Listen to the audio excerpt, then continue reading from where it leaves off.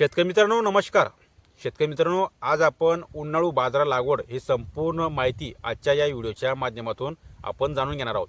तर मित्रांनो, आपण नेहमी शेतकऱ्यांना शेतीविषयक माहिती, शेतीविषयक सल्ला, शेतीविषयक मार्गदर्शन त्या ठिकाणी करत असतो व इतर भाजीपाला पीक असेल किंवा इतर कोणतेही पीक असेल तर त्या पिकाविषयी आपण आपल्या शेतकरी बांधवांना त्या ठिकाणी माहिती देण्याचं काम करत असतो.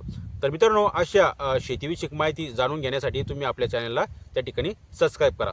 मित्रांनो, आज आपण बाजरा हे पीक उन्हाळ्यामध्ये नेमकं केव्हा लागवड करायची, त्याच्यानंतर आपल्याला जर का आपण योग्य पद्धतीमध्ये योग्य महिन्यामध्ये जर का आपण याची लागवड केली तर आपल्याला चांगल्या प्रकारचा बाजारभाव आणि चांगल्या प्रकारचा आवरेज आपल्या बाजारा पिकामध्ये बघायला भेटेल. तर मित्रांनो, आता आपण महाराष्ट्राचा जर का विचार केला, म्हणजे आपल्या महाराष्ट्राचा जर का विचार केला, आपल्या महाराष्ट्रामध्ये बाजारा हे पीक प्रामुख्याने त्या ठिकाणी घेतले जातं आणि बाजारभाव सुद्धा त्या ठिकाणी चांगला आहेत आणि एकदम कमी कालावधीमध्ये येणारं हे बाजार पीक आहेत आणि याला खर्च सुद्धा त्या ठिकाणी म्हणजे कमी लागतो. तर मित्रांनो, आता आपण जर का या 4-5 वर्षात जर का विचार केला, या 4-5 वर्षामध्ये आपल्या महाराष्ट्रामध्ये जो खरीपमध्ये बाजरा पिकत होते शेतकरी, तर ते आता खरीपची लागवड ही उन्हाळ्यामध्ये चांगल्या प्रकारची करताना दिसत आहेत. म्हणजे आता खरीपमध्ये बाजरीची लागवड आता कमी झाल्यामुळं आता आपले महाराष्ट्रातले शेतकरी हे उन्हाळू बाजार लागवड त्या ठिकाणी चांगल्या प्रकारची करत आहेत. तर मित्रांनो, उन्हाळू बाजार लागवड करत असताना नेमकं आपण कोणत्या महिन्यात याची लागवड त्या ठिकाणी करू शकतो, तर आता जर का आपण योग्य वेळी जर का आपण कोणत्याही पिकाची लागवड केली तर आपल्याला चांगल्या प्रकारचं बाजारभावसुद्धा भेटतो आणि आपल्याला चांगल्या प्रकारचं उत्पादनसुद्धा त्या पिकामध्ये त्या ठिकाणी बघायला भेटतं. तर मित्रांनो, आता आपण बाजरीची नेमकं योग्य लागवडीची वेळ उन्हाळू ही नेमकी कोणती आहेत, तर आपण उन्हाळू जर का बाजार लागवड करत असाल तर आपण 15 जानेवारीपासून तर 15 फेब्रुवारी त्या ठिकाणी उन्हाळू बाजरीची लागवड करू शकतो, जेणेकरून आपल्याला लवकरात लवकर हे पीक म्हणजे लवकरात लवकर मिळेल आणि बाजारभावसुद्धा चांगला राहील आणि उत्पादनसुद्धा त्या ठिकाणी चांगलं राहील. तर आपल्याला योग्य उन्हाळू बाजरीची जी लागवड आहे तर ती 15 जानेवारीपासून तर 15 फेब्रुवारी आपण त्या ठिकाणी करू शकतो. मित्रांनो, जर का आपण बाजरा पीक पेरत असेल तर आपल्याला त्या ठिकाणी चांगलं बियाणं निवडणं खूप महत्त्वाचं आहे आणि चांगलं बियाणं जर का आपण निवडलं तर आपल्याला चांगल्या प्रकारचं उत्पादनसुद्धा त्या ठिकाणी बघायला भेटेल. तर मित्रांनो, नेमकं आपण बाजरा पीक पेरत असताना नेमकं बियाणं कोणतं निवडायचं आहे, कोणत्या कंपनीचं आपल्याला त्या ठिकाणी बियाणं घ्यायचं आहेत, तर मी तुम्हाला पुढे 4-5 कंपन्याचं 4-5 व्हरायटी त्या ठिकाणी सांगतो. त्याच्यापैकी तुम्ही कोणतीही एक कंपनीचं बियाणं किंवा कोणतीही एक व्हरायटी त्या ठिकाणी निवडू शकता. तर मित्रांनो, निर्मल सीडचं तुम्ही 5286 हे त्या ठिकाणी घेऊ शकता. याला म्हणजे भरपूर शेतकरीची लागवड त्या ठिकाणी करत असतात. त्याच्यानंतर तुम्ही नाथ सीडचं 1717 याची सुद्धा त्या ठिकाणी लागवड करू शकता. मैकोचं 2240 याची सुद्धा तुम्ही त्या ठिकाणी लागवड करू शकता.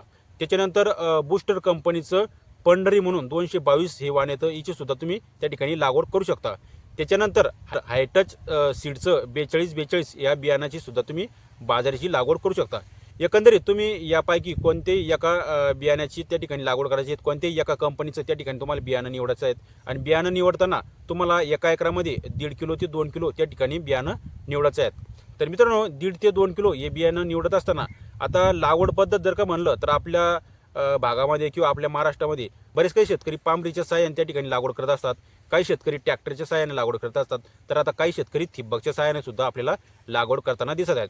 तर मित्रांनो, तुम्हाला एका एकरामध्ये त्या ठिकाणी 1.5 ते 2 किलो बिये हे निवडायचे आहेत आणि त्याच्यानंतर जर का लागवड झाली, आपली समजा लागवड करून झालं, तर आपल्याला लागवडीच्या नंतर आपल्याला जे पेरणीमागं जे खत आहे तर ते खत टाकणं खूप महत्त्वाचं आहे. तर आपल्याला खत टाकत असताना तुम्ही 1840 म्हणजे DAP या खताची सुद्धा त्या ठिकाणी त्याला खत देऊ शकता, म्हणजे DAP सुद्धा खत त्या ठिकाणी देऊ शकता किंवा 18-18-10 सुद्धा त्या ठिकाणी देऊ शकता किंवा 20-20-0-13 सुद्धा त्या ठिकाणी देऊ शकता.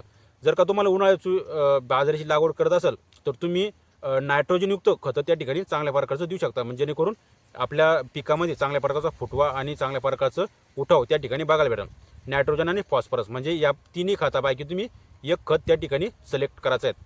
तर मित्रांनो, आपण आता बाजरा याची उन्हाळू लागवड जी आहे तर ती वेळ बघितली, त्याच्यानंतर आपण बियाणं बघितलं, त्याच्यानंतर आपण कंपनीसुद्धा बघितली. तर आता आपण नेमकं आपल्या बाजरा पिकामध्ये तण व्यवस्थापनाचं नेमकं काय सोय करायची त्याची सुद्धा माहिती थोडक्यामध्ये जाणून घेऊ. मित्रांनो, ज्यावेळेस आपली बाजरीची पेरणी होती, बाजरीची पेरणी झाल्याच्या नंतर आपल्याला अल्ट्राजिन त्या ठिकाणी मारून द्यायचं आहे. अल्ट्राजिन मारल्याच्या नंतर म्हणजेच पेरणी केल्याच्या नंतर अल्ट्राजिन आपण मारू शकतो किंवा आपला बाजरा हा म्हणजे 20 ते 22 दिवसाचा होतो तर त्यावेळेस आपल्याला 240 सुद्धा त्या ठिकाणी तण नियंत्रण करण्यासाठी चालू शकतो. तर अशा पद्धतीने आपल्याला आता जसं बाजरा आपला मोठा मोठा होत चालन, म्हणजे आपला बाजरा समजा आता 18 ते 20 दिवसात झाला, तर आपल्याला त्याच्यावर पहिली फवारणी घेणं महत्त्वाची आहे. आणि पहिली फवारणीमध्ये आपण त्या ठिकाणी हमला घेऊ शकतो.